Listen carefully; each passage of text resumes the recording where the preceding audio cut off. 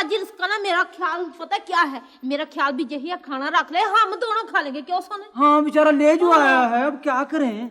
लेकिन मेरे पास बर्तन नहीं है, रखूं कहाँ? मैं ये यही रख जाता हूँ, बाद में ले जाऊंगा आगे, बड़े अच्छे टिंडे पके हुए हैं ये। बाजी इसका ना बर्तनों की क्या प्रॉब्लम है? यहाँ जो किचन है ना, किचन, वो मैंने देखा है, मासी से मेरी दोस्ती हो गई, अभी मैं लेके आती हूँ स्टेनलेस स्टील के बर्तन। तो आराम कर, मैं लेके आती हूँ, खाना वापस ना करना। ये जानी जहाँ भी जाती है अपना वाकिफ बना लेती है। ऐसी बेफजूल आपसे समझाया करें, ऐसा ना किया करे, बुरा लगता है।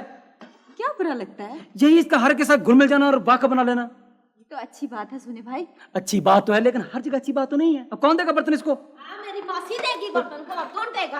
ये देखो बाजी जी, ये लो, पराओ सामने पराओ, ले खाना दे। क्या पकाया क्या है? ये इसमें टिंडे गोश्त है। टिंडे क्या, वो कंचन नहीं भेजा उन्होंने? इसमें किचन नहीं, ये सूप है इसमें। बाजी जी लो, सुन, चल संभाल ले। बाजी जी ये लो।